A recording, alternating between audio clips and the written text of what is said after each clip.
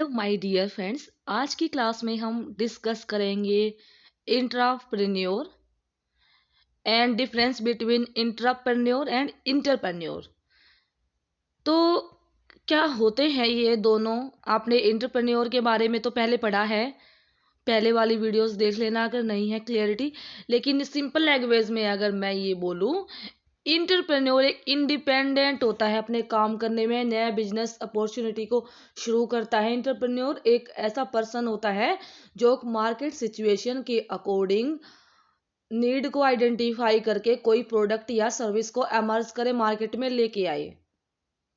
Entrepreneur भी ऐसे हो सकता है कि या तो इन्वेंशन करे या पहले ने किसी इन्वेंशन करी हुई है तो उसी पे ही काम करे, या नई टेक्नोलॉजी को लेके आए, या खुद की नई टेक्नोलॉजी बनाए, या नया प्रोडक्ट बनाए।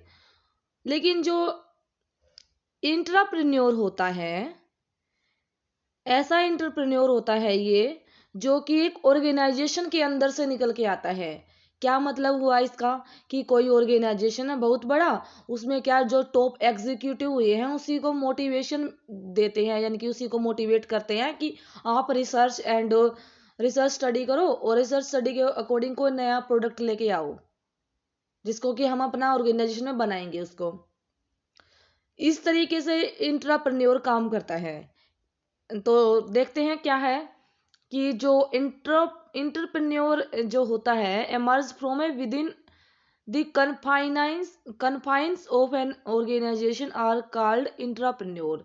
इंट्राप्रेन्योर एक ऑर्गेनाइजेशन के अंदर से ही इंटरप्रेन्योर निकल के आता है, यानी किसी ऑर्गेनाइजेशन के अंदर उसकी लिमिट्स के अंदर अंदर कोई इंटरप्रेन्योर निकल के आएगा, अपना काम करेगा इंटरप्रेन्योर की तरह, उसी को ही इंट्राप्रेन्योर बोलते हैं। इंट्राप्रेन्योर हो सकता है टॉप एग्जीक्यूटिव, जिसको कि इनकरेज किया गया है कि आप नए नए आइडिया लेके आओ, प्रोडक्ट लेके आओ।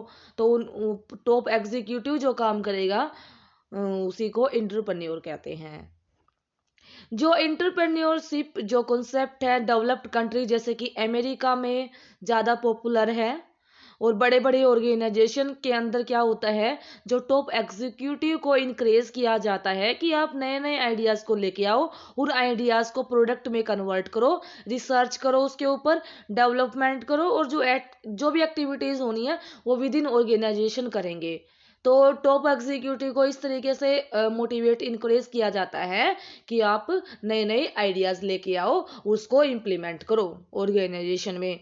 तो बेसिक डिफरेंस देख लेते हैं कि जो इंट्राप्रेन्योर एंड इंटरप्रेन्योर के अंदर क्या डिफरेंस है।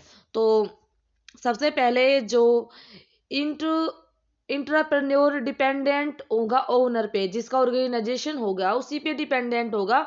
बट जो एक इंटरप्रेन्योर है इंडिपेंडेंट होता है, अपने काम करने में इंडिपेंडेंट होता है, किसी की जरूरत नहीं है, खुद का काम खुद शुरू करता है।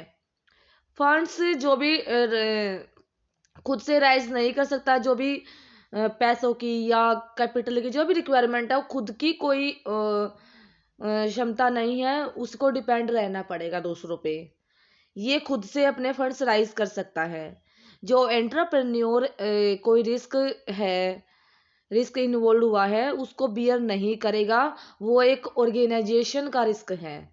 हाँ, वो काम करेगा, लेके आएगा, रिसर्च करेगा, डेवलपमेंट करेगा, बट जो रिस्क होगा वो खुद अकेला नहीं करेगा, वो जिस ऑर्गेनाइजेशन में काम कर रहा है उसके लिए काम कर रहा है। बट अगर इंटरप्रेन्योर खुद के लिए काम कर रहा है, जो रिस्क आया खुद को ही हैंडल करना पड़ेगा। किसी बिजनेस में लॉस हो गया तो खुद को ही हैंडल करना पड़ेगा, उसी का ही लॉस होगा।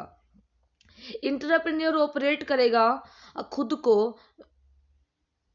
With in the organization itself, एक ऑर्गेनाइजेशन के अंदर ही खुद को ऑपरेट करेगा, खुद वो एक ऑर्गेनाइजेशन में रह के काम करेगा।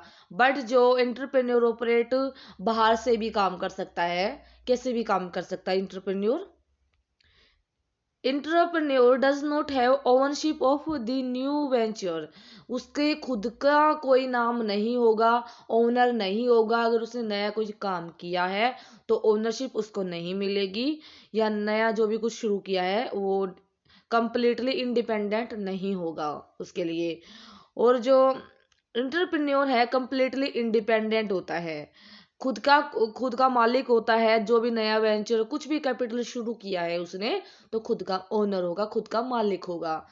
तो ये था डिस्कशन। आई थिंक आपको हेल्पफुल लगा। अगर वीडियो अच्छी लगी है, हेल्पफुल लगी है, अपने फ्रेंड्स के साथ में शेयर जरूर करना। एंड चैनल पे नए हैं तो सब्सक्राइब जरूर कर देना। मिलते हैं नेक्स्ट वीडियो में। Thank you, have a nice day.